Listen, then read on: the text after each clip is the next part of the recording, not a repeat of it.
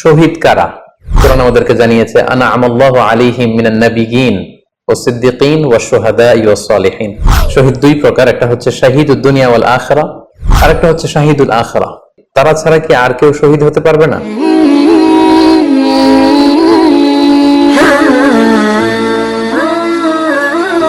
আসসালামু আলাইকুম ওয়া রাহমাতুল্লাহি ওয়া বারাকাতুহু।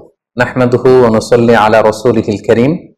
আম্মা বা'দু ফাআউযু বিল্লাহি মিনাশ শাইতানির রাজীম। বিসমিল্লাহির রহমানির রহিম।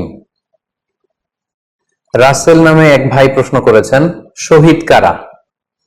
ইদানিং অনেকের মৃত্যুর পর তাদেরকে শহীদ বলে আখ্যা দেয়া হয়। ব্যাপারটি কতটুকু সঠিক বলবেন কি?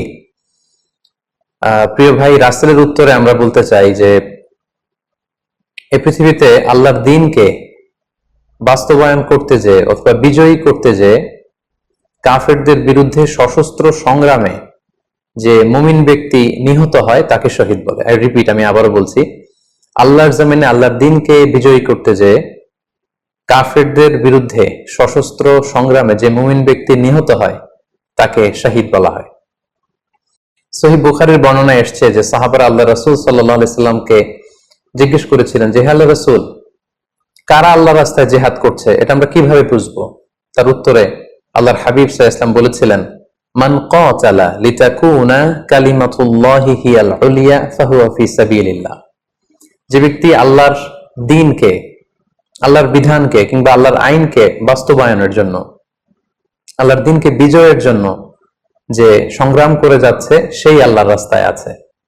আর সে আল্লাহর রাস্তায় থাকা অবস্থায় যদি কেউ মৃত্যুবরণ করে বা নিহত হয় তাকে ইসলাম শহীদ বলে ঘোষণা করেছে। তবে সেক্ষেত্রে একটি শর্ত রয়েছে, সেটি হচ্ছে দুনা গারাদিন মিন আগরাদিদ দুনিয়া।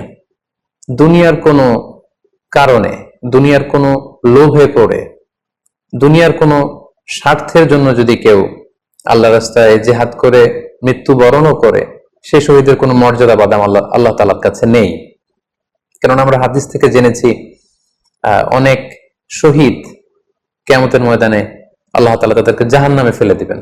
আল্লাহ বলবেন যে তুমি তো দুনিয়াতে জিহাদ করেছিলে, যে মানুষ তোমাকে বীর বলবে, মানুষ তোমাকে সাহসী বলে ঘোষণা দিবে, বাহাবা পাওয়ার জন্য তুমি জিহাদে অংশগ্রহণ করেছিলে এবং সেখানে নিহত হয়েছ।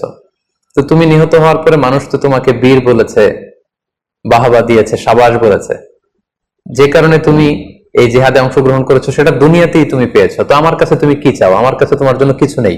গো টু দ্য হেল ফায়ার, জাহান্নামে যাও। তাকে আল্লাহ তাআলা উপর করে জাহান্নামে নিক্ষেপ করবেন। তো এজন্য শর্ত হচ্ছে যে দুনিয়ার কোনো স্বার্থে নয়,